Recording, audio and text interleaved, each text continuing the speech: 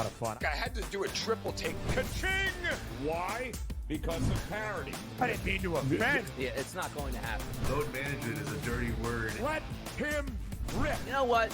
Circumstances provide the results. What? How do you do this once? Oh, Donnie, you got such a good show there. A network that is booming. The Early Line, only on SportsGrid. The game is on. The stakes are high. But the action isn't just on the field. He's rearranging that rim. Get it inside! SportsGrid's in-game live. Your ultimate second screen experience. A little flyer, couple of 15.5-point live line. Every prop, every play, every day. Anything can happen. That's complete chaos. It's smarter to be on SportsGrid.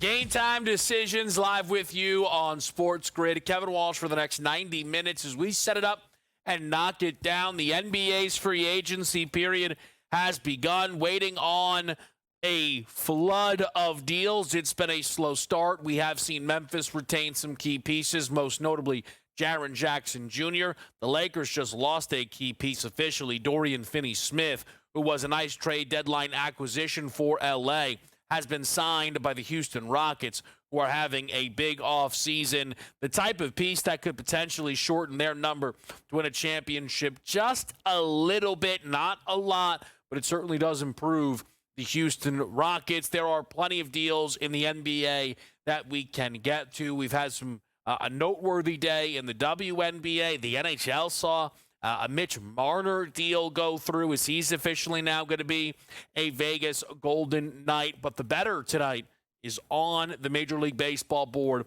and that's where our show begins. Tonight on this MLB slate, you will get Phillies Padres in just a couple of minutes with Zach Wheeler on the mound as Matt Waldron will make his first start of the season. The Philadelphia Phillies are a big-time minus 225 up to minus 245 in some spot favorite in that baseball game. Total booked as a 9 as the Phils are supposed to hit. But when we take a look at this slate, I think the most notable game is Boston-Cincinnati. Garrett Crochet against Chase Burns.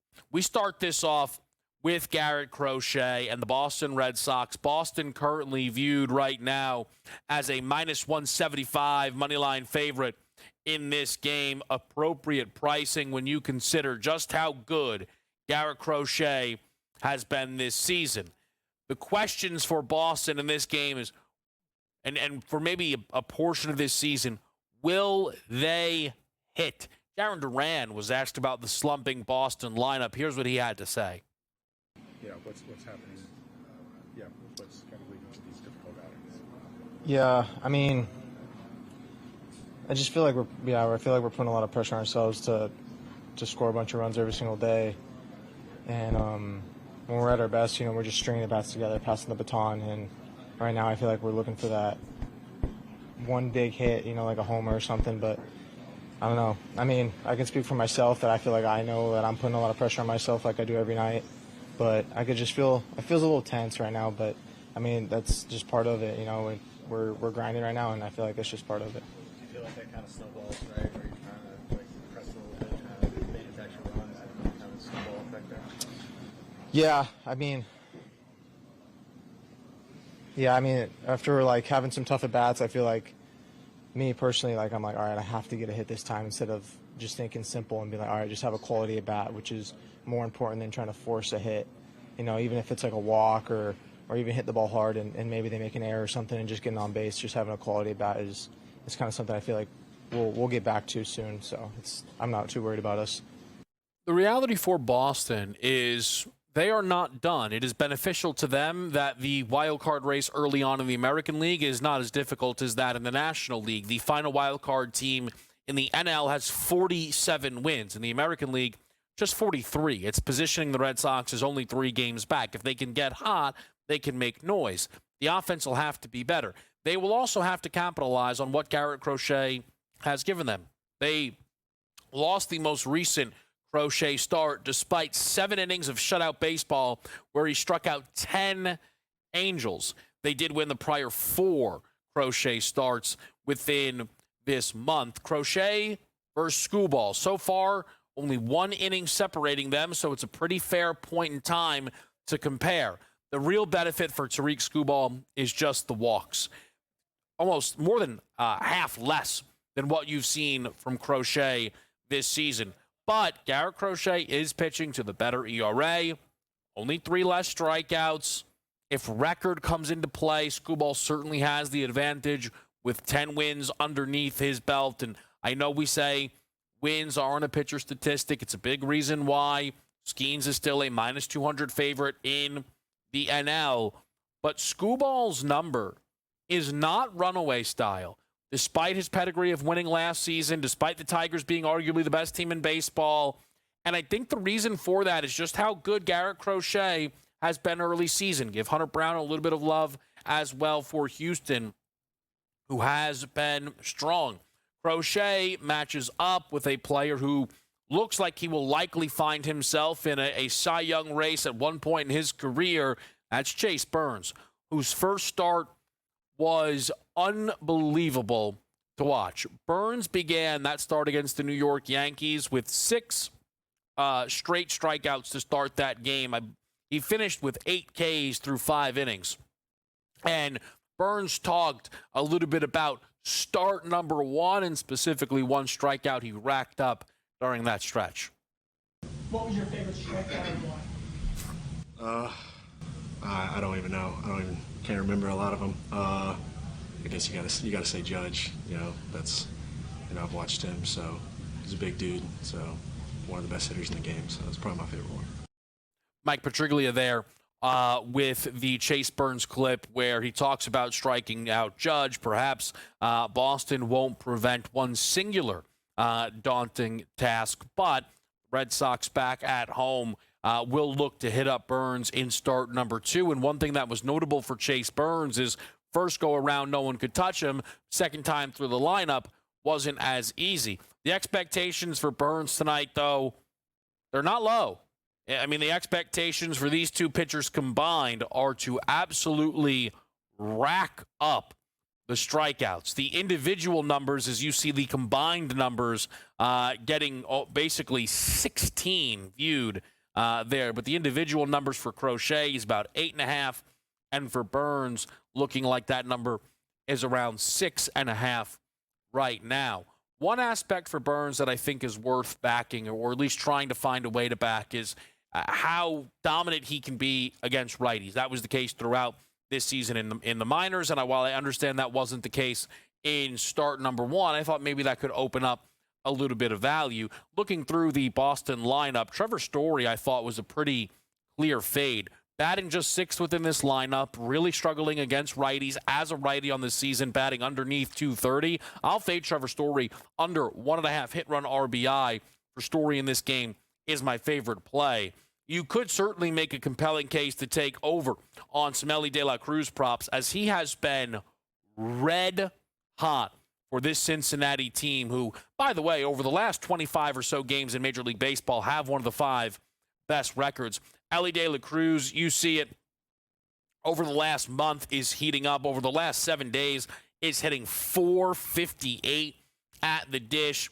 Elly is the type of player that feels like he one day can win a National League MVP. It's very unlikely to be this season with the way the Ohtani numbers have extended. But for the Cincinnati Reds, we talk about, hey, wild card race isn't done for Boston. Same is true for Cincinnati. They sit 2.5 back currently of the St. Louis Cardinals. We'll see if the Reds can stay in the win column here. Odds are they won't, with Boston and Crochet being booked as pretty decent favorites. This total on the climb as well, 7.5's now up to an 8. I will just remind everybody, I'll take Trevor Story in this game under 1.5 hit run RBI. I also like a Rodon and Scherzer combined 12 Ks prop, which you can find on DK. We'll be right back. It's Game Time Decisions.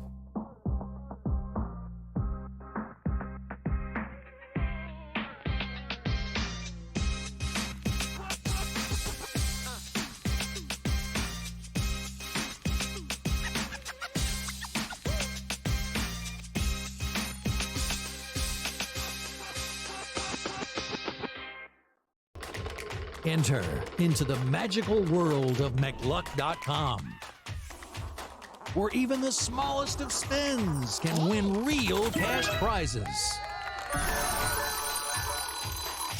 Adventure into over 1,000 of the best Vegas-style slot games. So what are you waiting for? Unlock your free welcome offer today. Join the fun where winners play and players win. Two guys that can do it all. Too much electricity this morning. This is a good time. We're having a lot of fun. I had to do a triple take. Ka-ching! Why? Because of parity. I didn't mean to offend. Yeah, it's not going to happen. Load management is a dirty word. Let him rip. You know what? Circumstances provide the results. What? How do you do this once? Oh, Donnie, you got such a good show there. A network that is booming. The early line, only on SportsGrid. We're going to go through every single thing, and I've got a great team behind me that's going to help me get the job done. I want this to be the place that people come to. There is going to be an energy to game time decisions that you will feel night in and night out. We are going to hit every single one of those markets that you need to know about. We will have everything at our disposal, and we will use that to our advantage. There is not going to be a better place, I promise you, than Game Time Decisions. I'm Kevin Walsh. Tune in to Game Time Decisions weekdays on SportsGrid. The game is on. The stakes are high. But the action isn't just on the field. He's rearranging that rim. Get it inside! SportsGrid's in-game live. Your ultimate second screen experience. A little flyer, couple 15.5-point live line. Every prop, every play, every day. Anything can happen. That's complete chaos. It's smarter to be on SportsGrid.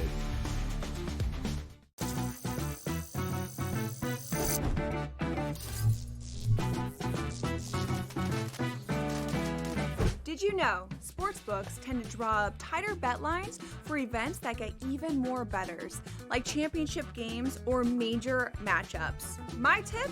Try betting on less popular sports. You might have a better shot at beating those odds. Now, go get lucky. See you in Las Vegas. Let's get lucky.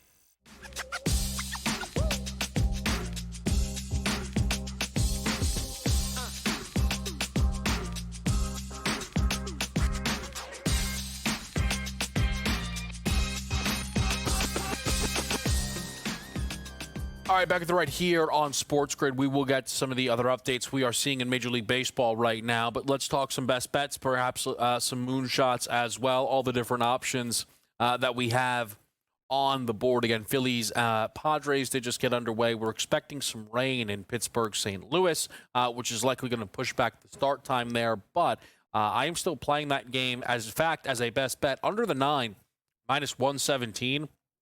Double bounce back spot, though, for Fetty and Heaney. Look, I understand neither guy is an ace-style pitcher, but neither guy should be giving up 7 earned runs in consecutive starts. I think that total sitting at 9 gives me some confidence that at least one of them bounces back significantly, and this game ultimately stays under the 9. Casino Chris goes to Vladdy Jr. I think a little bit of a hero for Chris these days. I think he had the Dinger Tuesday pick on him last week that came in. 2+ hit run RBI, checks in at -120. Yarnell goes to Erling Haaland anytime goal, -160. The FIFA World Cup, Club World Cup, is still ongoing. Man City positioned as favorites at last look. And I think they are more than deserving of that status. Pirates money line as AJ goes through the same game as me, backing Heaney, maybe fading Eric Fetty in that same spots. If you want some big-time plus money, I'm actually going to dip into the Casino Chris bag of Vladdy Jr., parlayed him with Aaron Judge for a home run. That's 11-1.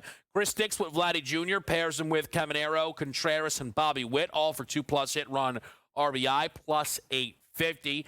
Yarnese rocking the double Man City plays here. Erling Haaland and Phil Foden, each to score at plus 253. And then AJ goes Crochet and Wheeler, which is just getting underway for 8Ks there. Crochet for 10. That's just underneath 9-1.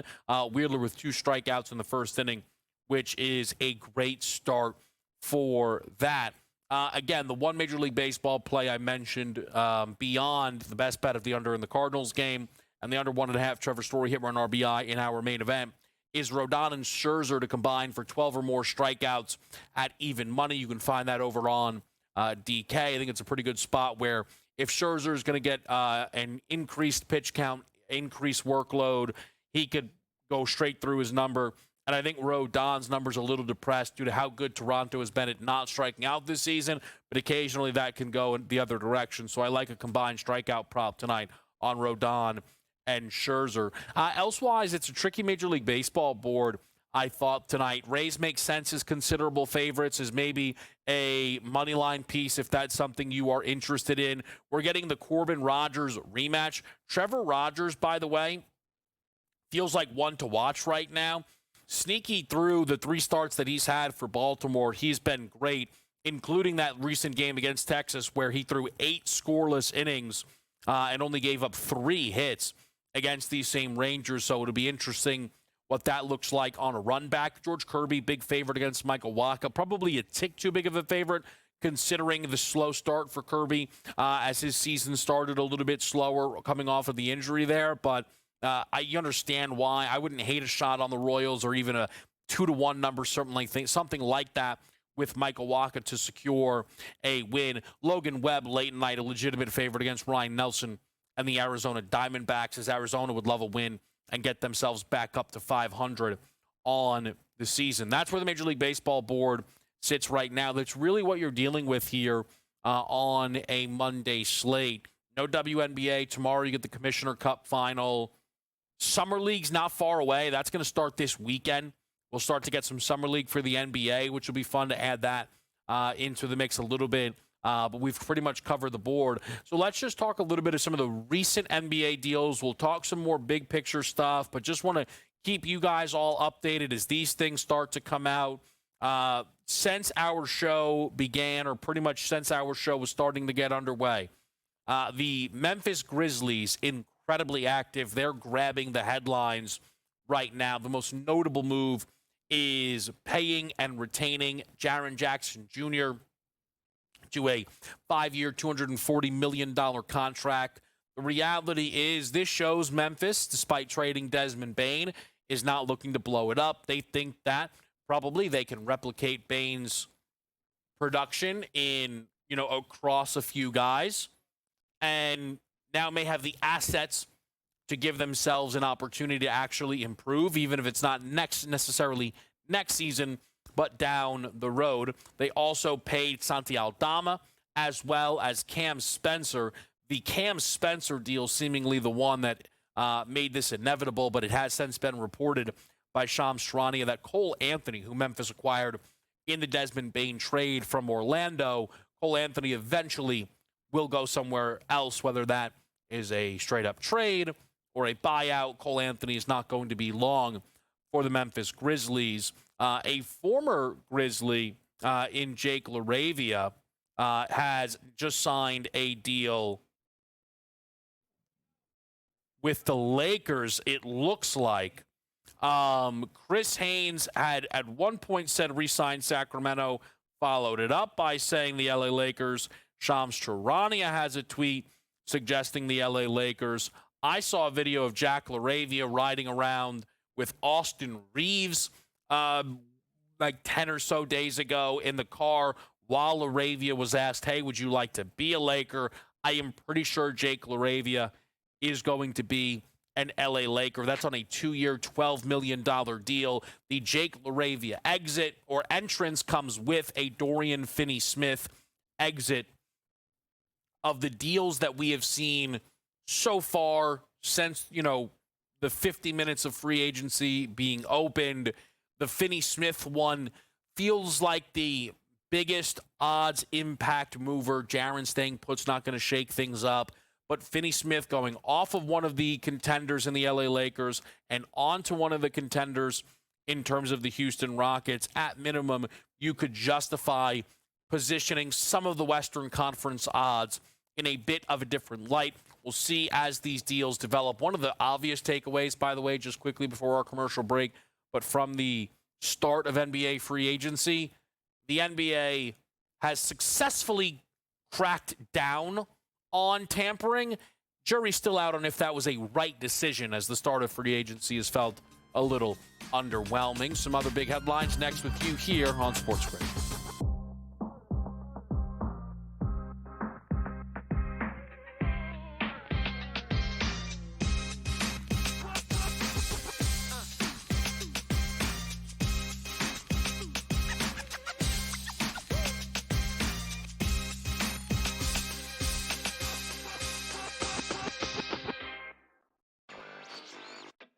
As we know, it's just we enter every year and it's, is this the Ravens' time? Is this Lamar Jackson's turn? Can they get past the Chiefs and all of these other, stalwarts of the AFC? But it's always really about Kansas City when we're talking Baltimore. This potentially, Adam, as I send it back to you, potentially is a game changer in that you get a very talented quarter at a discount price.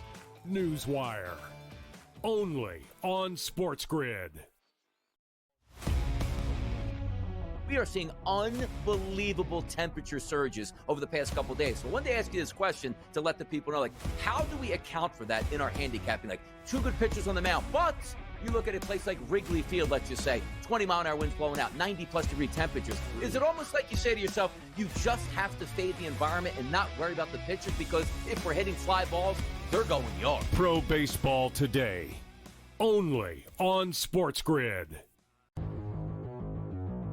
It was the first time, I think, in Dodgers history that the ballpark was full in the first inning.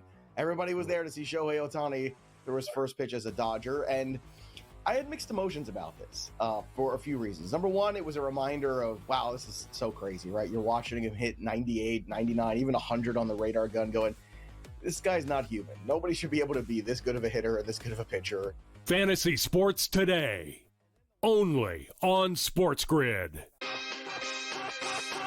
I can't even believe I'm saying pitcher's battle and using the words Patrick Corbin. But can I tell you, Scott, he's a different guy. He's a totally different guy with the Rangers than we've seen. I say this all the time. Don't worry about the first 5 innings. Don't even watch the first 5 innings in Texas Ranger games. Because for whatever reason, there's a ton of runs scored in the first 5, and then it just stops. It just stops. Game time decisions, only on SportsGrid.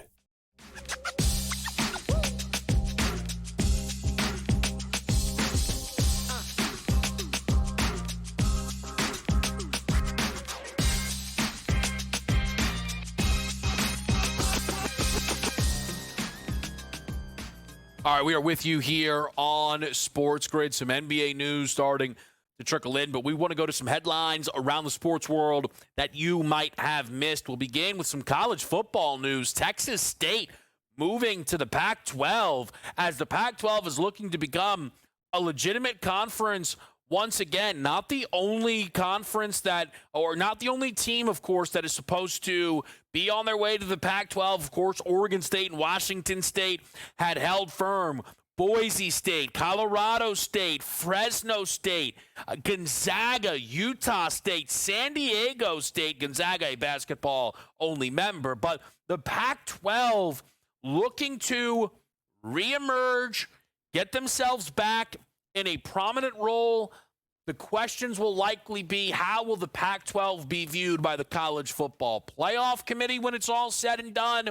We'll figure that out. It feels unlikely the Pac-12, as currently constructed, has a case to be viewed as highly as the ACC or the Big 12. Certainly not going to be viewed in the SEC or Big Ten tier, but some big news certainly in the college football world as the Pac-12 is on its way back. Some big news over at Wimbledon that was not expected is the early portions of Wimbledon. You don't think that someone like Daniel Medvedev will find themselves on the wrong side of an upset, but that is exactly what happened. As Medvedev lost where he was booked as over a -800 favorite within that match. Alcaraz enters Wimbledon as the favorite. Jannik Sinner not too far behind on the men's side of Wimbledon. Some NBA updates. The WNBA has announced a 5-team expansion plan through 2030. Now, there are some pieces of that expansion plan that were already known, such as Toronto getting a team next year, along with Portland getting a team next year. Don't forget Golden State this year was already making their debut.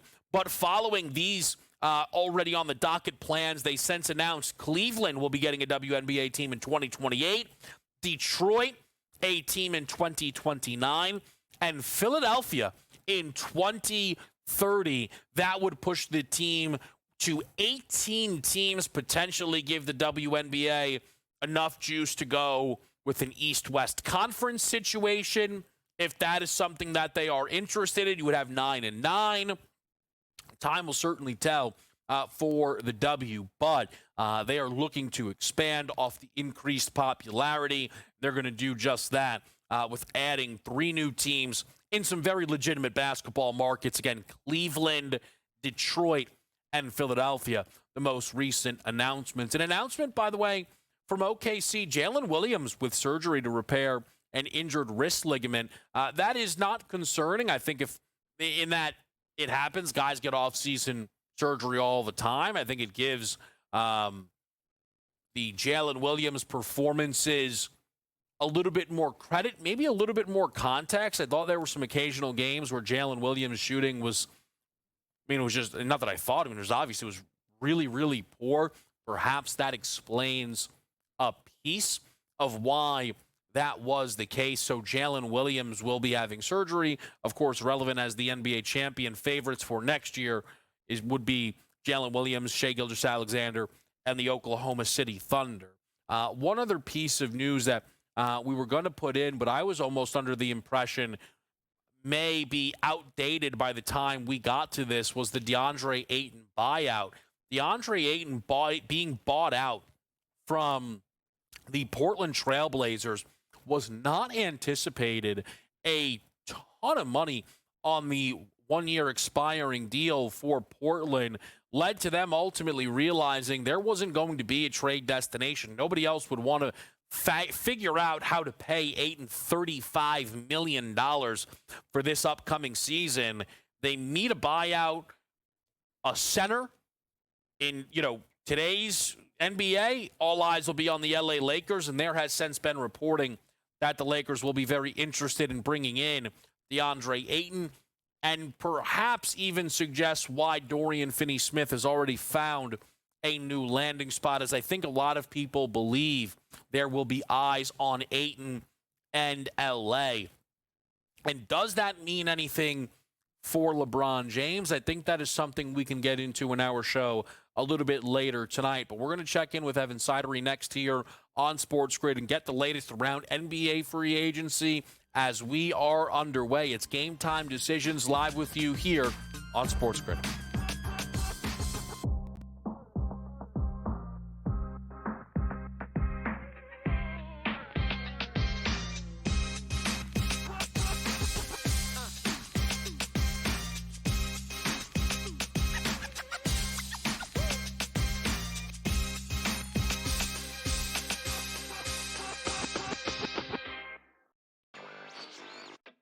As we know, it's just we enter every year and it's, is this the Ravens' time? Is this Lamar Jackson's turn? Can they get past the Chiefs and all of these other, stalwarts of the AFC? But it's always really about Kansas City when we're talking Baltimore. This potentially, Adam, as I send it back to you, potentially is a game changer in that you get a very talented quarter at a discount price. Newswire, only on SportsGrid. we are seeing unbelievable temperature surges over the past couple days. So I wanted to ask you this question to let the people know, like, how do we account for that in our handicapping? Like, two good pitchers on the mound, but you look at a place like Wrigley Field, let's just say, 20-mile-an-hour winds blowing out, 90-plus degree temperatures. Is it almost like you say to yourself, you just have to fade the environment and not worry about the pitches, because if we're hitting fly balls, they're going yard? Pro Baseball Today, only on SportsGrid. It was the first time, I think, in Dodgers history that the ballpark was full in the first inning. Everybody was there to see Shohei Ohtani throw his first pitch as a Dodger, and I had mixed emotions about this for a few reasons. Number one, it was a reminder of, wow, this is so crazy, right? You're watching him hit 98, 99, even 100 on the radar gun going, this guy's not human. Nobody should be able to be this good of a hitter and this good of a pitcher. Fantasy Sports Today, only on SportsGrid. I can't even believe I'm saying pitcher's battle and using the words Patrick Corbin. But can I tell you, Scott, he's a different guy. He's a totally different guy with the Rangers than we've seen. I say this all the time. Don't worry about the first 5 innings. Like, don't even watch the first 5 innings in Texas Ranger games, because for whatever reason, there's a ton of runs scored in the first 5, and then it just stops. It just stops. Game time decisions, only on SportsGrid.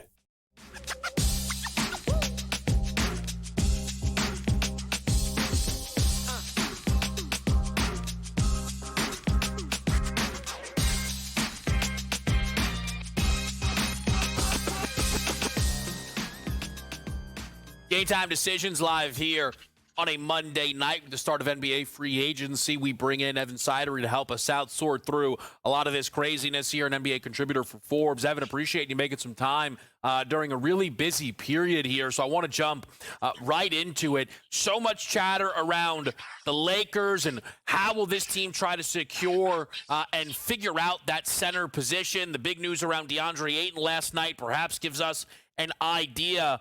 Anything that you're starting to see around the Lakers and how they're going to attack the center position? Yeah, with the center position, I have heard personally DeAndre Ayton there a lot of buzz in the last 24 hours since he was bought out there. I think it makes a lot of sense for both sides. DeAndre Ayton and Luka Doncic share the same agent. They were in the same draft class as well in 2018. Also, he wants to play on a contending team from what I've heard as well. So you want that mixed together. It's a starting center spot right away for DeAndre. And so I think that's going to happen pretty soon, I imagine. And then also Brook Lopez, too. Keep an eye on Brook Lopez as another option. I honestly would be surprised if the Lakers, instead of just doing one big signing, don't be surprised they do a DeAndre Ayton plus a Brook Lopez. I think that's certainly on the table here for them. Maybe Lopez on a smaller deal with Ayton taking the mid-level exception. But the Lakers are definitely targeting one or multiple big men, and I think that's a big priority for them. And I am sure for the Lakers, those will feel like solid moves. I guess the question becomes, are those enough with LeBron James opting into his deal and the player option and some comments that maybe made it a little bit uncertain as to whether or not LeBron would be playing for the Lakers next season? Evan, what was your takeaway when you saw the reporting around LeBron James opting in, but maybe not guaranteeing he wants to stay an LA Laker? It made my ears perk up. And I think a lot of people around the league felt the same way, because this is the first time ever, for those wondering, in LeBron James' career where he's an expiring contract outside of the year when he left Miami or Cleveland for Miami in 2010. That's the last time it's ever happened. And that, of course, we all know what happened at the end of the year, the decision, he goes to Miami. But I do think that this is really interesting, because not only does LeBron not take a discount to help the Lakers, who if he would have taken a discount, they could have gotten a center or two plus a legitimate wing. Maybe you keep Dorian Finney-Smith, who already signed the Houston Rockets. Now with LeBron James taking $52.6 million in 2025-26, it makes you really think if it's a Brook Lopez and a DeAndre Ayton. Of course, Ayton maybe is a top 30 center in the league. Brook Lopez is around the same, but it's not a game-changing, the Lakers are a championship contender now type of move. So that makes me think, what do the Lakers have up their sleeve if they do? Because if this is a gap year, it's still incredible to think, Kevin, that the Lakers now have Luka Doncic, which is still unfathomable to me. But to have them be able to reset that timeline with Luka Doncic now, he is so much younger than LeBron James. He's 15 years younger than him. Like, this is a completely different timeline you can go on here with Luka Doncic. If you want to take that gap year and trade LeBron James somewhere and get value, legitimate value for a 41-year-old player, LeBron James, I still think, in return, I think you have to explore that because if LeBron wants to win a title, we've heard so much buzz for, I think, 3 or 4 years now, Kevin, about Stephen Curry and LeBron James wanting to eventually play together. This might be that moment here. If you're the Golden State Warriors, why not make that call? I think that's something to watch out for. Do you think that the Warriors would be the top team potentially, Evan, on a LeBron list? Or would they maybe fall in the 3-4 tier? I would imagine Cleveland has to be near the top. Yeah, I think Cleveland would be certainly up there too. But I have to imagine, is LeBron really wanting to go round 3 in Cleveland? Like, I know he went back, did his thing. He's already gone back there. I think there's just been so much smoke around him and Stephen Curry or him teaming up with someone else in the West. I think I'd put more credence to the Golden State being a legitimately top choice for LeBron James than even Cleveland. Even though Cleveland does make a lot of sense, especially in this wide open Eastern Conference. We do have a breaking news trade, Kevin. Might as well put it in here via Yeah, Sean go for it, Sharania. Evan.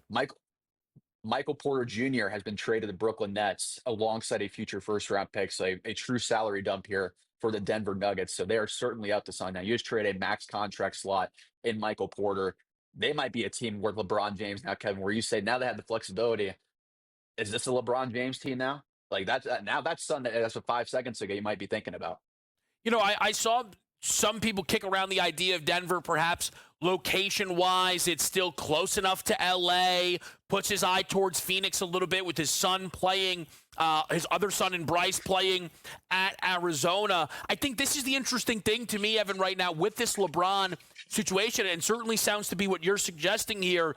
The list for LeBron would not just be Cleveland, but it may be multiple teams long. Let me ask you this piece of it then, Evan. Do you imagine the Lakers would be willing to part ways with LeBron? And if he does ask for a deal, they would say, all right, let's figure this out and let's move on from LeBron James. I think so, because for those who don't know, only 2 players in the NBA have this in their contract, a no trade clause, Bradley Beal and LeBron James. So LeBron James controls this entire situation. For those who didn't know, he now has full leverage. He has a full no trade clause. If he wants to go, let's say, to Golden State, or he wants to go to Cleveland, and every other team is going to put in better offers, he can pull what Bradley Beal did and force his way to a destination for extremely less value. And again, that's a bargaining chip now with the Lakers. Like, do they want to help out LeBron in that scenario? But now with Luka Doncic on the table, I think anything's possible. So I think it's just certainly this whole new can of worms in the free agency where it was pretty quiet, I have to imagine. I mean, you've seen a couple signings here and there, but this LeBron domino in the last 24 hours, it has a lot of people talking within the NBA. You know, it's one of those interesting things, Evan. We've heard this notion of this being just a totally wild offseason. And another one just came out as you're with us here. You had an idea maybe one or two of these might. Ty Jerome ends up a Memphis Grizzly, which is, I don't think I would have expected the Ty Jerome landing spot necessarily there, but Cleveland banking on Lonzo Ball over the weekend, I guess, to fill that role. And he also has to step in while Darius Garland is injured. I'm curious, Evan, did you hear anything around what Cleveland and how they assess Lonzo's health? Because I feel like they're investing a lot into it. I think they are, and I think it's a good roll of the dice because, unfortunately for Ty Jerome, he's still got $24 million over 3 years there, $8 million a year for him. But he was going to make a lot more money before the Pacers kind of exposed him in that playoff series. He was a sit and duck out there, and I think it was kind of a warning sign to Cleveland. We need more defense, especially on the perimeter, and even a roll of a dice on Alonzo Ball where it's unfathomable to think that the Bulls, again, did not trade a guard and get a draft pick back in return, but that's what happened again here. They get just a straight-up swap of Isaac Okoro. I think it's a great roll of the dice for Cleveland, and I think it's a good upside play. Even if Lonzo only gives you 10, 15, 20 minutes a night at most, maybe you conserve throughout the regular season for the May and June run. I think that might make the most sense for this team and how loaded they are. Let me ask you this, Evan, too, and we really appreciate you making some time here during, again, a very busy period of the NBA free agency schedule. Giannis, I feel as if it's one of those things that I'll believe he's 100% staying in Milwaukee when they tip the ball game number 1. Do you feel that teams are still lurking around the Giannis-Milwaukee situation for this summer? I think that's why you saw teams like San Antonio, for example, say no to Kevin Durant. Kevin Durant wanted to go to San Antonio, but the Spurs did not want to put in a package that he was willing to go there for. At least Phoenix would oblige to because it just wasn't good value. So Giannis with those guys, I think it makes a lot of sense. Houston still has the assets too with those Suns picks. You have the Knicks lurking as well. Certainly, Giannis could be a guy to watch out for. But at this point, if I had to make a prediction, I think he stays in Milwaukee, and this might be more of a deadline kind of discussion for Giannis. But it depends on what the Bucks do here. But I would lean more towards he stays in Milwaukee for sure right now. Amazing stuff there. Evan Sidery helping us out. You can find him on Twitter at eSidery. Again, contributes to the Forbes coverage for the NBA. Evan, we really appreciate it. I know there's, again, a lot to get here and a lot to follow. Absolutely. Hey, anytime, guys. Appreciate it. All right, great stuff there from Evan as we start to get some of those big deals around the NBA free agency window, including a big-time trade, all with you here on SportsGrid.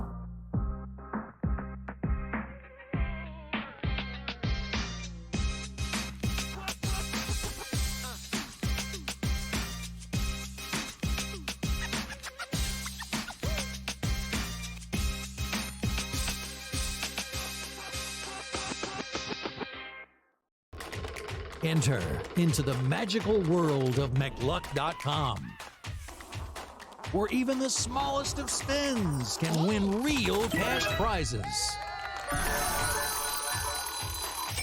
Adventure into over 1,000 of the best Vegas-style slot games. So what are you waiting for? Unlock your free welcome offer today. Join the fun where winners play and players win. Two guys that can do it all. Too much electricity this morning. This is a good time. We're having a lot of fun. I had to do a triple take. Ka-ching! Why? Because of parity. I didn't mean to offend. Yeah, it's not going to happen. Load management is a dirty word. Let him rip. You know what? Circumstances provide the results. What? How do you do this one? Oh, Donnie, you got such a good show there. A network that is booming. The Early Line, only on SportsGrid. We're going to go through every single thing, and I've got a great team behind me that's going to help me get the job done. I want this to be the place that people come to. There is going to be an energy to game time decisions that you will feel night in and night out. We are going to hit every single one of those markets that you need to know about. We will have everything at our disposal, and we will use that to our advantage. There is not going to be a better place, I promise you, than Game Time Decisions. I'm Kevin Walsh. Tune in to Game Time Decisions weekdays on SportsGrid. The game is on. The stakes are high. But the action isn't just on the field. He's rearranging that roof. Get it inside! SportsGrid's in-game live. Your ultimate second screen experience. A little flyer, couple of 15.5-point live line. Every prop, every play, every day. Anything can happen. That's complete chaos. It's smarter to be on SportsGrid.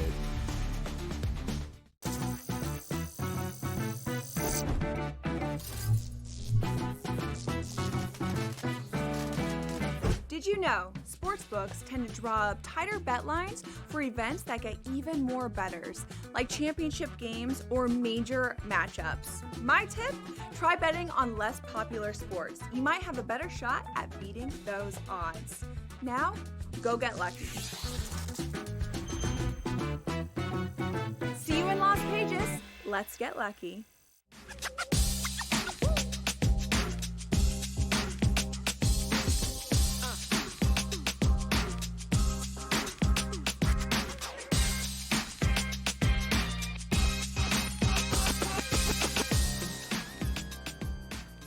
Game Time Decisions. Look, the hits just keep on coming.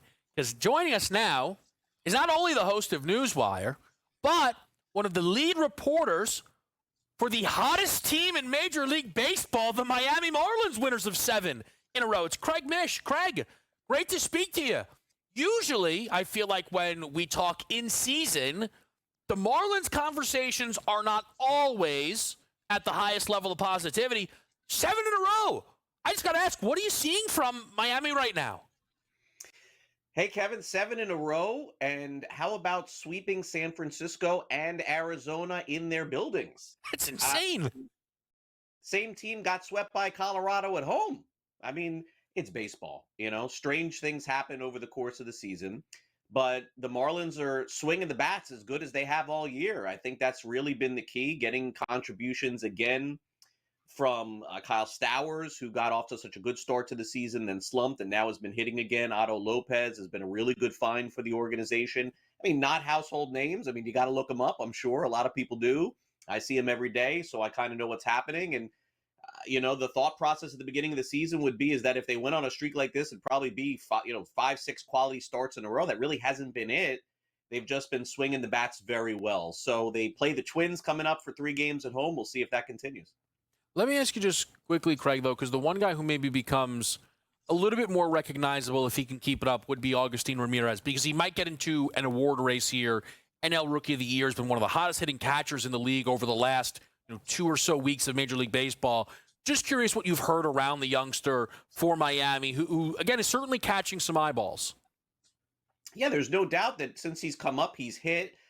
I think it would appear that the Brewers certainly are going to have something to say about it with their young pitcher. Drake Baldwin has had a really good year behind the plate for the Braves, and who knows what they will do at the trade deadline. Will Sean Murphy still be there or not? If not, then that gives Baldwin more playing time. I think it's probably between those 3, but there's no question he can hit. Kevin, the question will be, is his future at catcher? Right now, he's done an okay job behind the plate, and that's not a position where you can just be okay unless you have a bat like his. And so it's quite passable for the moment. The Marlins also have a young catcher in the minors named Joe Mack, who just was selected to the Futures game in Atlanta. My feeling is eventually he's going to be their starting catcher. I think Ramirez still could catch, but I mean, it's hard. You got to play both of those guys every day, and my projection would tell me that Mack will be up with the big league team next season. With the NL Rookie of the Year race, you mentioned Mizorowski at the top. Chase Burns, that game just started getting underway. I'll be honest, for me, Craig, the Burns stuff totally caught me off guard. The guys in the back did a good job being like, hey, listen, this start really matters. They were playing the Yankees that first start. But then with how well it went, the early strikeouts, you started to hear people like his minor league numbers were Paul Skeens-ish. Mm-hmm. Yep. What have you heard around Chase Burns, who goes for the second time in his young career tonight? Yeah, look, he's a fantastic pitcher. The Reds have done a really good job developing him and not pushing him to the big leagues. I feel like they also did a really good job with Hunter Green as well. That's the key, is keeping those guys healthy in the rotation so that Reds can make a run for the future. Right now, as it would seem, the Brewers are ahead of them again in the division. The Cubs, they're going to have to do it. The Cardinals, too. They're going to have to do a lot of fighting. But there's no doubt that he'll be in the mix to be probably in the top 3 for Rookie of the Year. But generally speaking, Kevin, when you look at it, it's almost impossible to go back and look at history and find Rookies of the Year that frequently come up in June. Usually it's got to be sometime in May, mid-May, late May. And in this case, Burns would certainly have a lot of work to do to get that award. And who knows, honestly, if the Reds were not in it in September, what will their decision be with this young pitcher? Will they stop him at 70 innings, 80 innings? That's not going to be Rookie of the Year. But certainly the kid has talent. It's an excellent point, Craig. I want to ask you just in terms of, limiting or not limiting a pitcher. The Ohtani stuff has been really fascinating to me. He's always fascinating, but the pitching piece of it there. My brain says they're not going to let him be, hey, Shohei threw 90 pitches, Shohei threw 100 pitches, at least not in the regular season. I'm wondering if you have a read on Shohei the pitcher.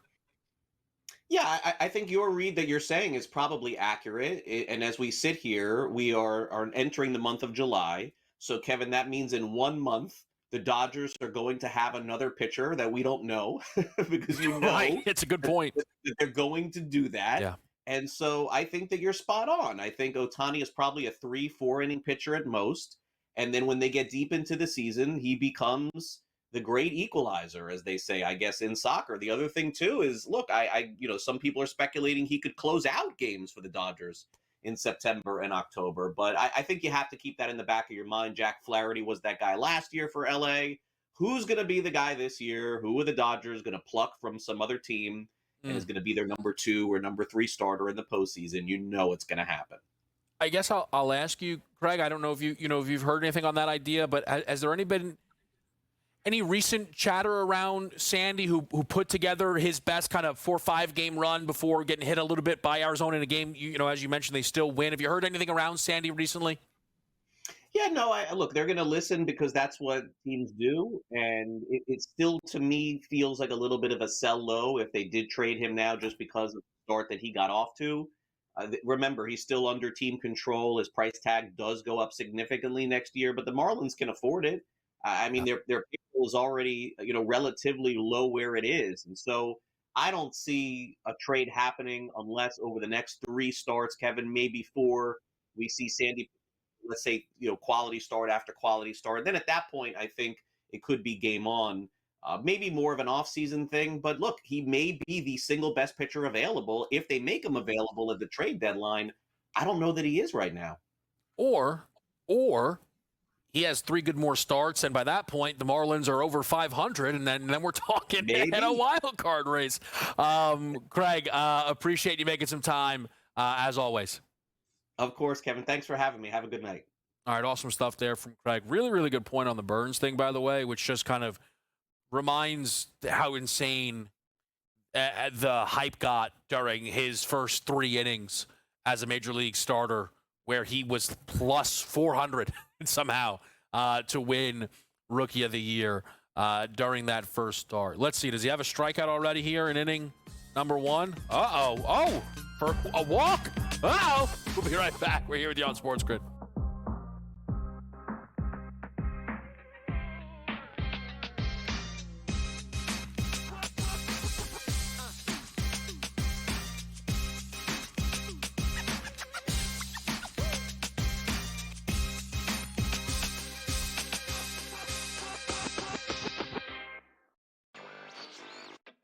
As we know, it's just we enter every year and it's like, is this the Ravens' time? Is this Lamar Jackson's turn? Can they get past the Chiefs and all of these other, stalwarts of the AFC? But it's always really about Kansas City when we're talking Baltimore. This potentially, Adam, as I send it back to you, potentially is a game changer in that you get a very talented quarter at a discount price.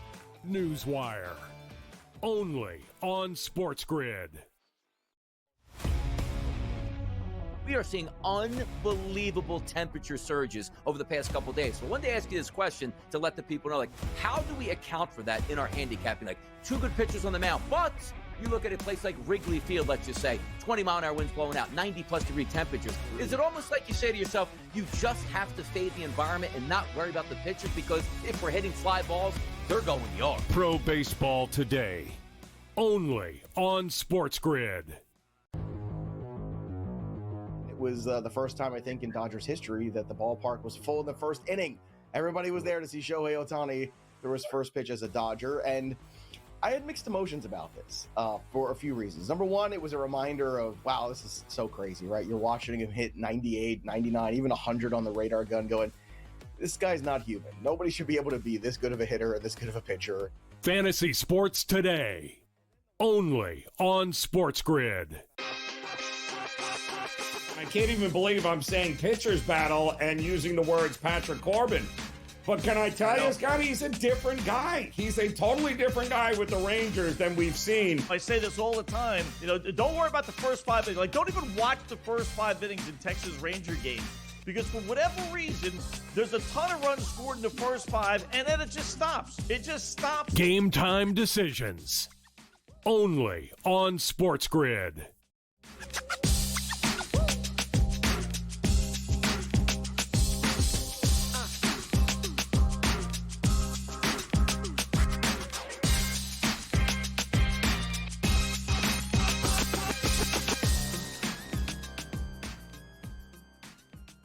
All right, let's play some NBA free agency catch-up, shall we? The big deal that happened as we were on with Evan Sidery was the trade sending Michael Porter Jr. to the Brooklyn Nets. And I guess if you're the Nets, you're connected to Ace Bailey, and you can't figure it out, you might as well bring in the version of Ace Bailey that doesn't work out by bringing in Michael Porter Jr. So I guess it's almost like, hey, we've already the most expensive version of it all. You might as well just bring that in. For, I guess, Brooklyn, the big thing is obviously they get a first-round pick from Denver in 2032.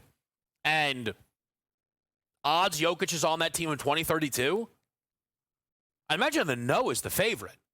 7 years from now, I think the vibe around Jokic, not that I think it's necessarily correct, but the vibe around Jokic is potentially like, I will retire earlier. So look, that's a valuable pick they might have just brought in along with Porter Jr. The fascinating piece of it for Denver is just that trade says Cam Johnson is much better than Michael Porter Jr. At first look, I'm a little hesitant on that idea. Now, if you say, well, MPJ also struggles a little bit with health, okay. With NC Ty Jerome get the deal with Memphis, I thought maybe Ty Jerome would go somewhere that could offer him a little bit more in terms of playing time. I am open to any Ja Morant conspiracies that you'd like to give me. I'm open to them in terms of trades. Maybe, though, the idea is Ty, with his shooting, can play a little bit next to Ja. I think that's interesting. Kevin Porter Jr. is going to stay in Milwaukee.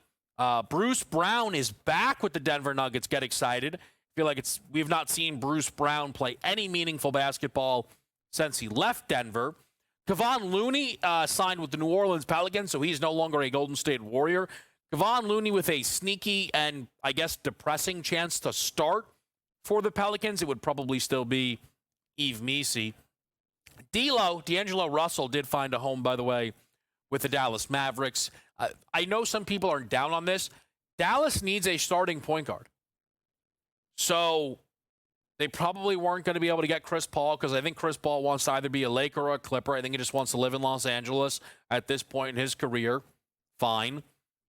Kyrie Irving, the Mavericks are clearly banking on playing for them next season.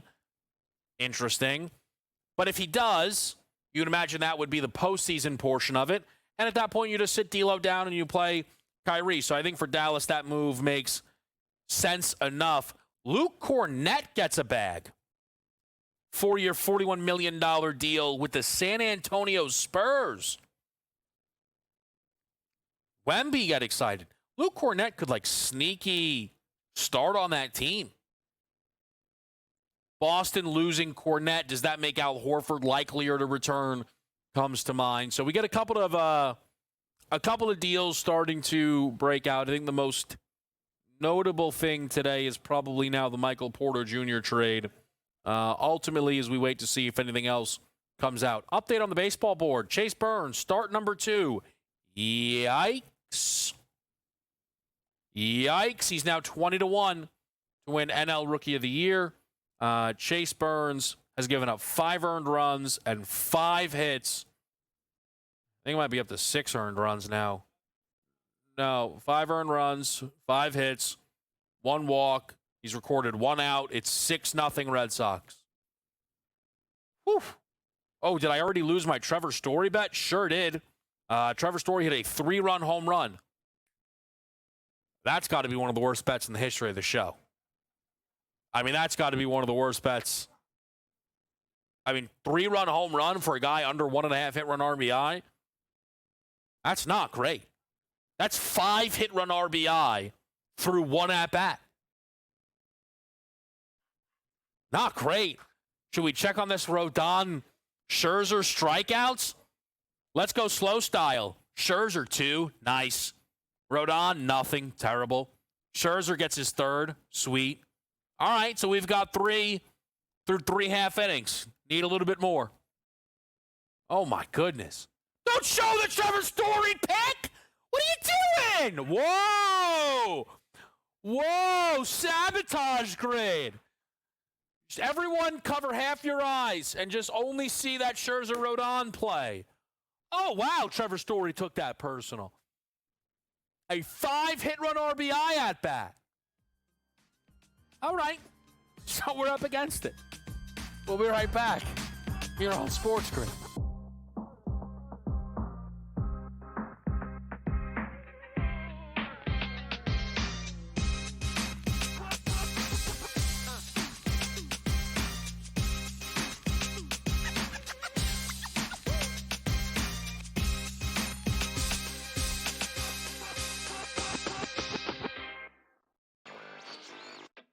As we know, it's just we enter every year and it's like, is this the Ravens' time? Is this Lamar Jackson's turn? Can they get past the Chiefs and all of these other, stalwarts of the AFC? But it's always really about Kansas City when we're talking Baltimore. This potentially, Adam, as I send it back to you, potentially is a game changer in that you get a very talented quarter at a discount price. Newswire. Only on SportsGrid. We are seeing unbelievable temperature surges over the past couple days. So I wanted to ask you this question to let the people know, like, how do we account for that in our handicapping? Like, two good pitchers on the mound, but you look at a place like Wrigley Field, let's just say, 20-mile-an-hour winds blowing out, 90-plus degree temperatures. Is it almost like you say to yourself, you just have to fade the environment and not worry about the pitchers? Because if we're hitting fly balls, they're going yard. Pro Baseball Today. Only on SportsGrid. It was the first time, I think, in Dodgers history that the ballpark was full in the first inning.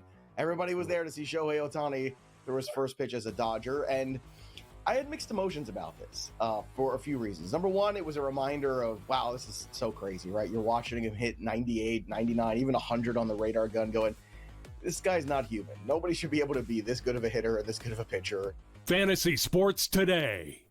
Only on SportsGrid. I can't even believe I'm saying pitcher's battle and using the words Patrick Corbin. But can I tell you, Scott, he's a different guy. He's a totally different guy with the Rangers than we've seen. I say this all the time. Don't worry about the first 5 innings. Like, don't even watch the first 5 innings in Texas Ranger games. Because for whatever reason, there's a ton of runs scored in the first 5, and then it just stops. It just stops. Game time decisions. Only on SportsGrid.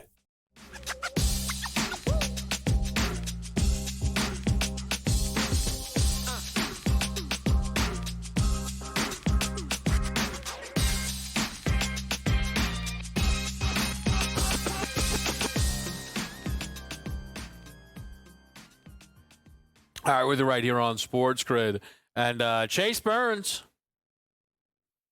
Man, that's tough, dude. That is a tough second start. He only gets one out. That is bad. They've batted around in Boston. Should we play the clip of Jarren Duran saying they're going to figure out their offense? I think they might have figured it out, at least for one night. Oh my gosh! Here, listen. Here's Jarren Duran. I think he was onto something in this one. Yeah, what's happening? What's kind of leading to these difficult outings? Yeah, I mean, I just feel like I feel like we're putting a lot of pressure on ourselves to score a bunch of runs every single day, and when we're at our best, we're just stringing the bats together, passing the baton, and right now I feel like we're looking for that one big hit, like a homer or something, but I don't know. I mean, I can speak for myself that I feel like I know that I'm putting a lot of pressure on myself like I do every night, but I could just it feels a little tense right now, but I mean, that's just part of it, we're grinding right now, and I feel like that's just part of it. Do you feel like that kind of snowballs, right? Where you're trying to press a little bit, kind of manufacture runs and kind of snowball effect there? Yeah, I mean, after having some tough at bats, I feel like me personally, I'm like, all right, I have to get a hit this time instead of just thinking simple and be like, all right, just have a quality at bat, which is more important than trying to force a hit.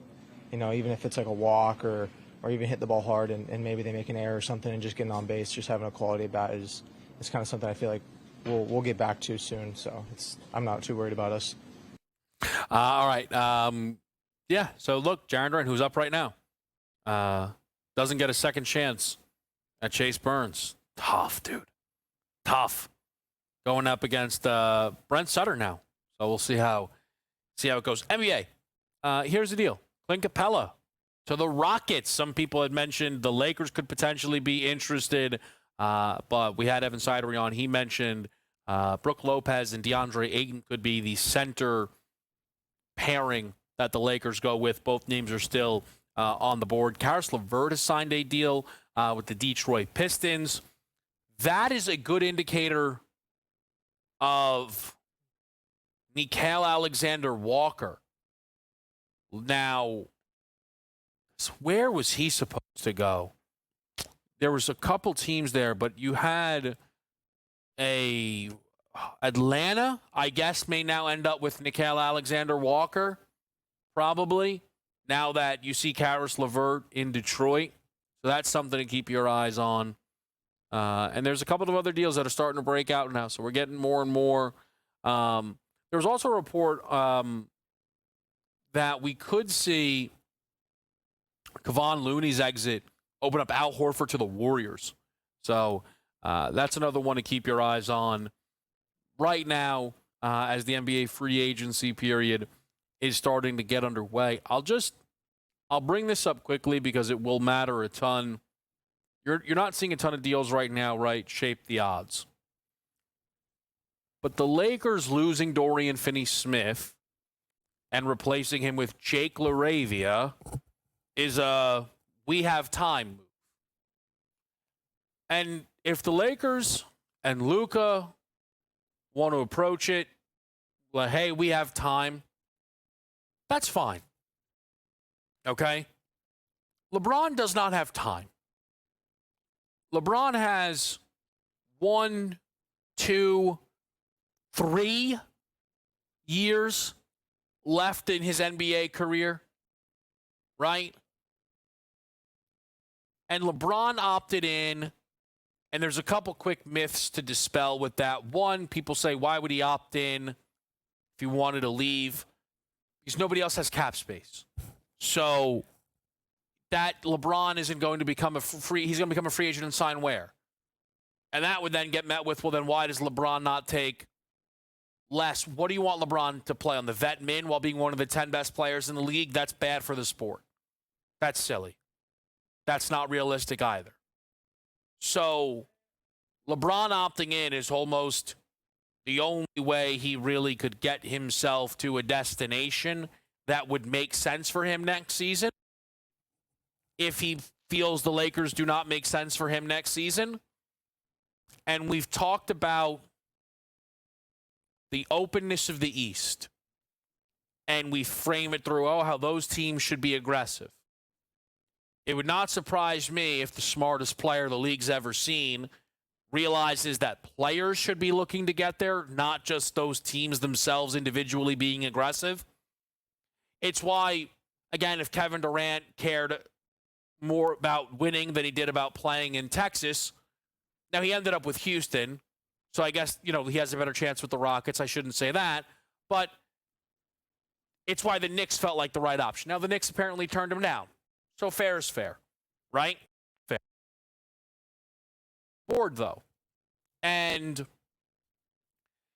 there are other guys, Devin Booker, who should be wondering if he could maybe get across to the Eastern Conference.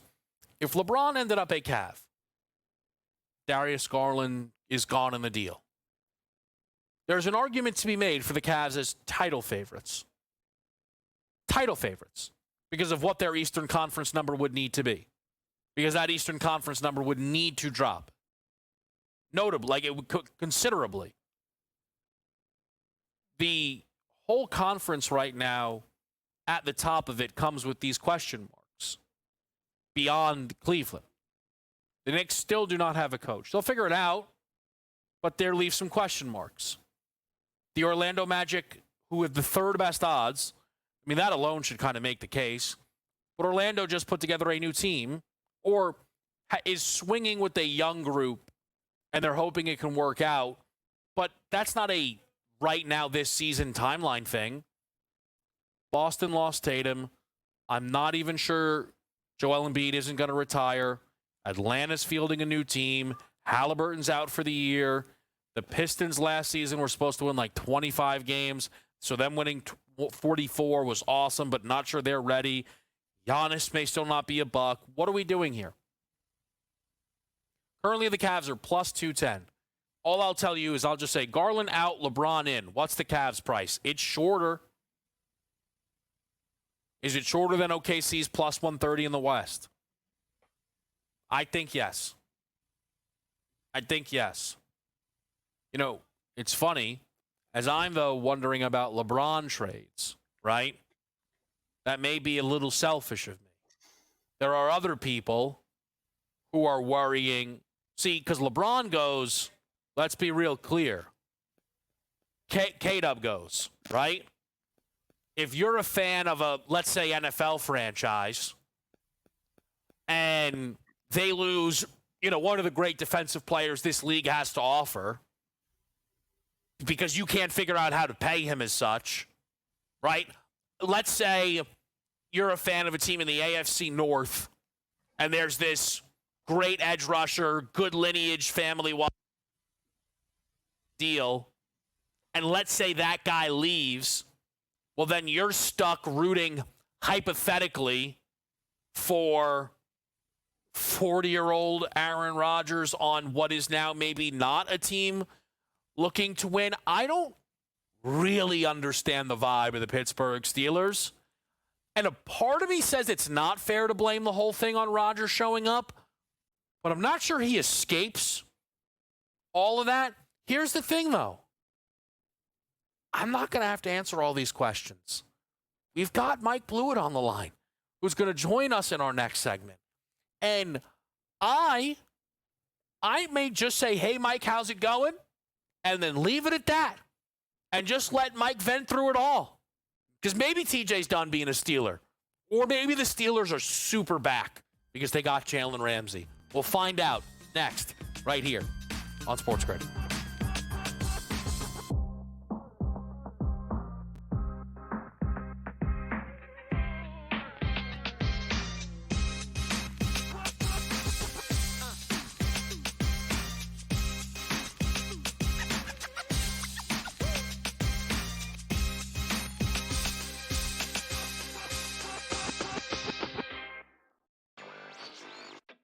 As we know, it's just we enter every year and it's, is this the Ravens' time? Is this Lamar Jackson's turn? Can they get past the Chiefs and all of these other, stalwarts of the AFC? But it's always really about Kansas City when we're talking Baltimore. This potentially, Adam, as I sent it back to you, potentially is a game changer in that you get a very talented quarter at a discount price. Newswire. Only on SportsGrid. We are seeing unbelievable temperature surges over the past couple of days. So I wanted to ask you this question to let the people know, how do we account for that in our handicapping? Two good pitchers on the mound, but you look at a place like Wrigley Field, let's just say, 20-mile-an-hour winds blowing out, 90-plus degree temperatures. Is it almost like you say to yourself, you just have to fade the environment and not worry about the pitchers because if we're hitting fly balls, they're going yard? Pro Baseball Today. Only on SportsGrid. It was the first time, I think, in Dodgers history that the ballpark was full in the first inning. Everybody was there to see Shohei Ohtani throw his first pitch as a Dodger, and I had mixed emotions about this for a few reasons. Number one, it was a reminder of, wow, this is so crazy, right? You're watching him hit 98, 99, even 100 on the radar gun going, this guy's not human. Nobody should be able to be this good of a hitter and this good of a pitcher. Fantasy Sports Today. Only on SportsGrid. I can't even believe I'm saying pitcher's battle and using the words Patrick Corbin. But can I tell you, Scott, he's a different guy. He's a totally different guy with the Rangers than we've seen. I say this all the time. Don't worry about the first 5 innings. Don't even watch the first 5 innings in Texas Ranger games. Because for whatever reason, there's a ton of runs scored in the first 5, and then it just stops. It just stops. Game time decisions. Only on SportsGrid.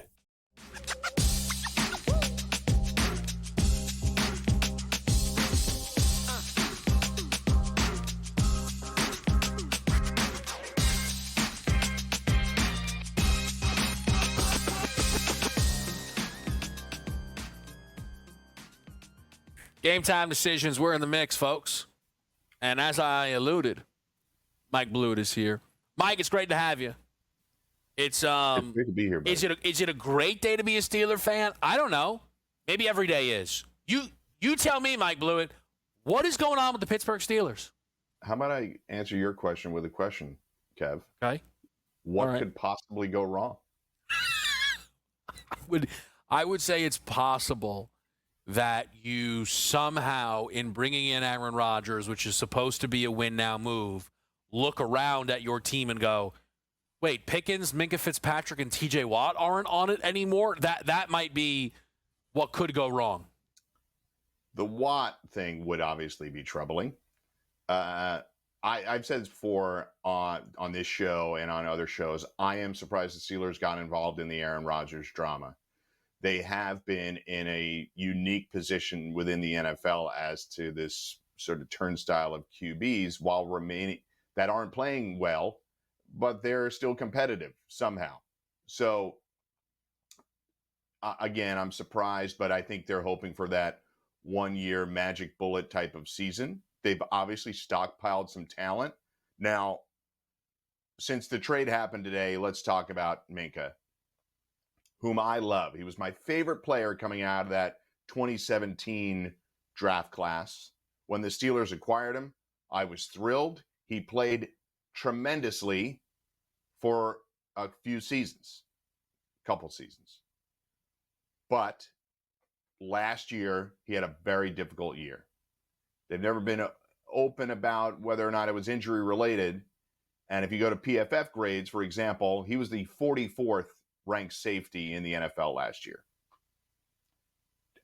And this year will be getting paid $22 million. Jalen Ramsey, if we're going by that same measure, was 11th amongst corners. Are his best days behind him? Sure, possibly. Is that also true for Minkah? Very possible. There's a lot of data out there on safeties, aging safeties. It doesn't always go great for them. I hope he plays great and has a great third act here in his career. So swapping out Ramsey for Minkah, it hurts because I like the guy personally, but as far as a talent situation is concerned, Ramsey's flexibility as well, I think is a positive for them. Jonnu Smith is an interesting piece. Arthur Smith and he obviously connected really well in Atlanta, plus they have Freiermuth there. I think what you really start to learn with the offense now is that I have issues with the way things went last year with Arthur Smith. Their goal line and fourth down situations were awful, really bottom of the barrel within the league. I think 30th on some of those short yardage situations. They are getting an offensive lineman back, their first round pick, Fautanu, did not get a chance to play last year at all. He was injured right away. So they have a young, big offensive line. They've added Caleb Johnson. They have Jalen Warren there still.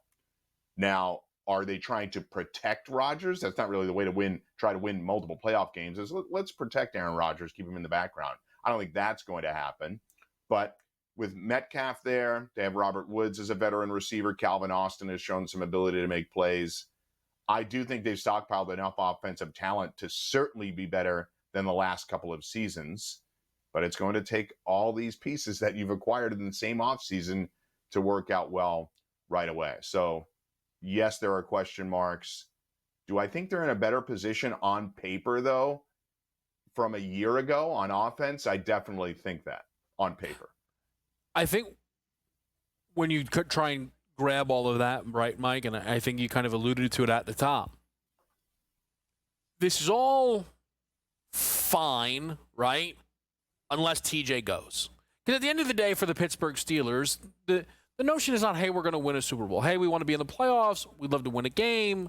We want to improve, right? But if TJ Watt is somehow not on this team, that changes everything. And I don't know if you would agree with me on this, but this feels realer to me because Schefter said it, and then, look, this is these reporters, whatever stuff gets. Pelissero almost seemingly came over the top of, like, nothing to see here. Yeah. And sometimes this becomes this weird beef of, like, Schefter, like, well, I'm not going to get shown up. So now, I don't know if Schefter controls and makes sure that TJ gets traded, but this just, I don't think is going to go away, is what I would say, Mike. I wonder if you have the same read. So my read on it is that there is a difficult market right now in paying these high-end edge rushers. Myles Garrett broke the market, right? Stayed on an awful football team. He's getting paid $40 million. But you have Trey Hendrickson, who outperformed everybody last year. You have Watt, who's won Defensive Players of the Year, had a difficult end of the season, but was productive for 13 games. And then Micah Parsons is out there as well. And I think because Hendrickson and Watt are both 30 and older, they are trying to flush out what the market is. The teams are trying to flush out what the market is so they don't come over the top and perhaps do an overpay or ratchet up the perhaps second rung of the edge rusher market, or do they have to outspend what the Browns did? These are all considerations. I think that's why there's been no movement, because all three of those guys are looking for a contract at the same time. I don't think it's real about him leaving, but it's not impossible. Certainly not. I think Schefter is caught up in the people using the media in order to force somebody's hand. Let's start some negotiations and say, my guy's on the move. They won't make a deal with us. And it is a good reminder, because TJ's not done anything to the level of which Myles Garrett did. And Myles is on the Browns, and the Browns' outlook is worse than that of the Steelers. They deserve less of a benefit of a doubt than the Steelers. Would I go as far as to say TJ's legacy in Pittsburgh is greater than that of Myles in Cleveland? I don't know, only because the Browns, the historical run of that organization doesn't run as deep as Pittsburgh. So, like, Myles being a Hall of Famer for Cleveland will matter more than TJ for Pittsburgh. But it seems like something to watch. I may ask Mike Blue to stick around. We'll do some best bets, some moonshots. We'll get everybody out of here. We're hanging out with you. It's Game Time Decisions on SportsGrid.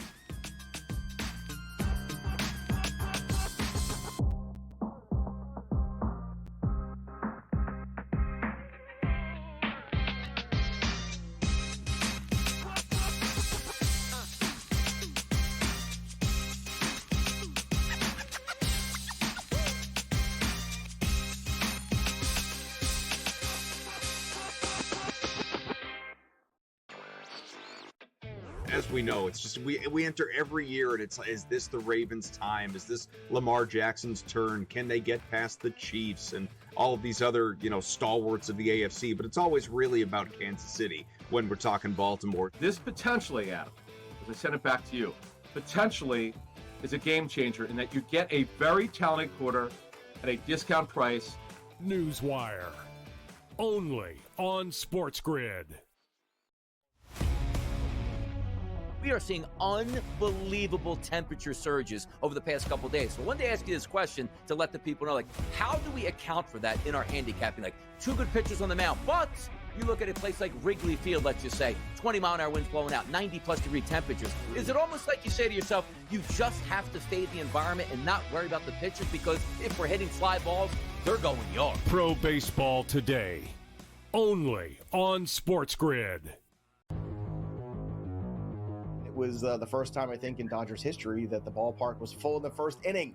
Everybody was there to see Shohei Ohtani throw his first pitch as a Dodger, and I had mixed emotions about this for a few reasons. Number one, it was a reminder of, wow, this is so crazy, right? You're watching him hit 98, 99, even 100 on the radar gun going, this guy's not human. Nobody should be able to be this good of a hitter and this good of a pitcher.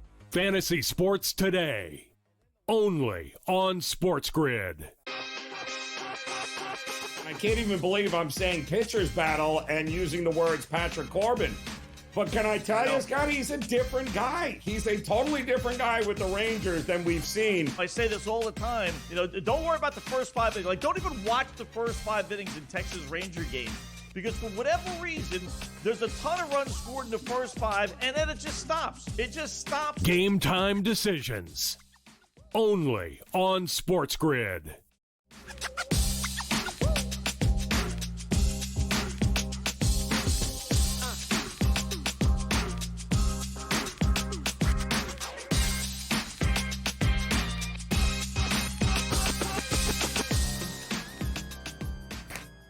All right, Game Time Decisions here on a Monday night.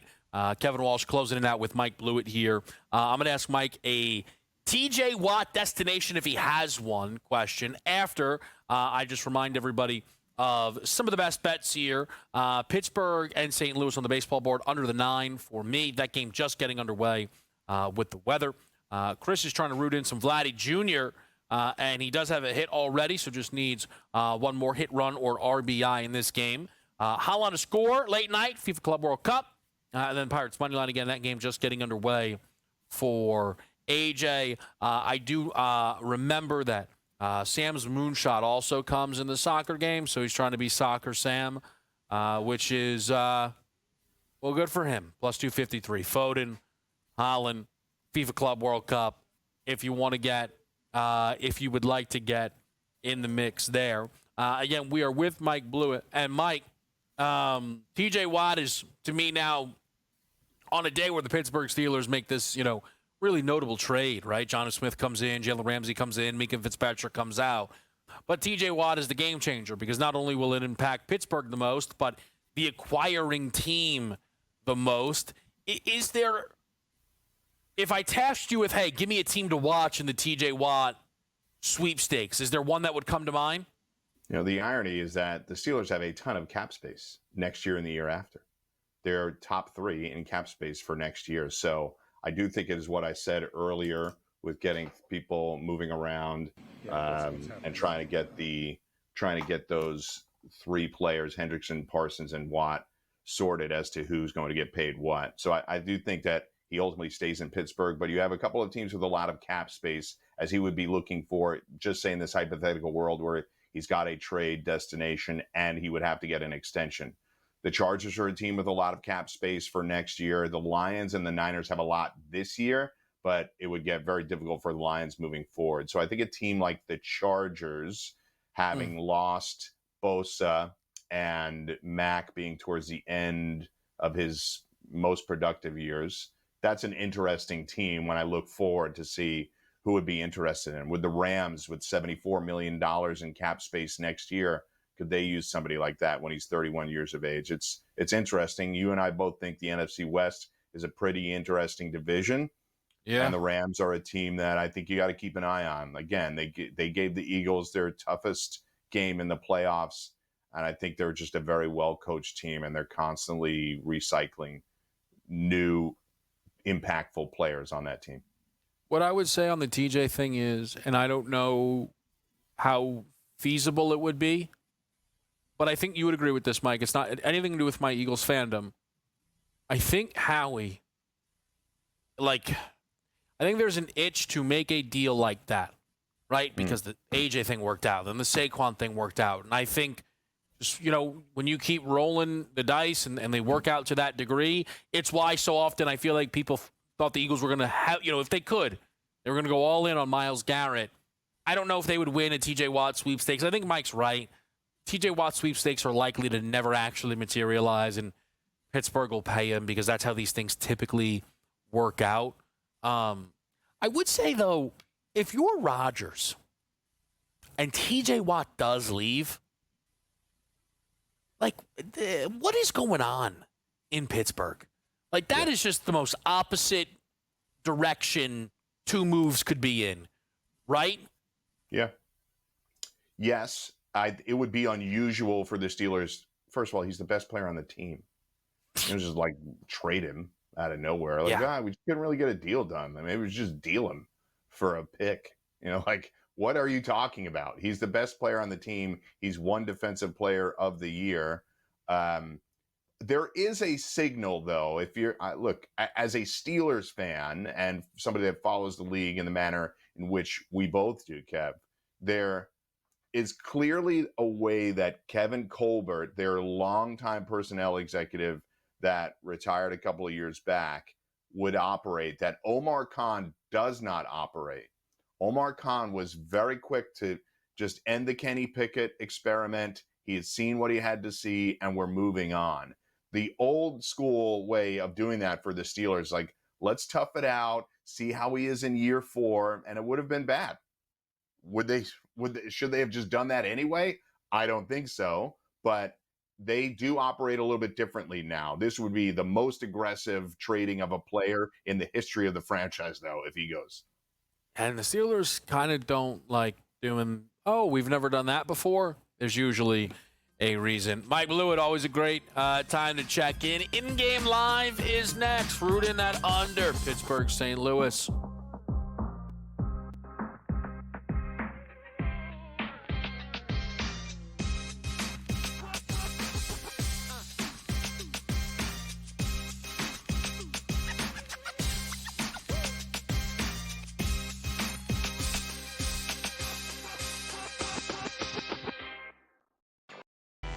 Their team total is 19.5 wins. I told you to go under, and it's by far the best bet I have recommended on this network in 4 years. They can't get out of their own way. And now Sloot is out for the year. Let's hope Sloot gets back, because I respect the hell out of Sloot, and I want her to go out on her own terms. Hopefully we'll have her back for the 26th season. Betting above the rim, only on SportsGrid. I got a feeling Finally. Pittsburgh's going to the Super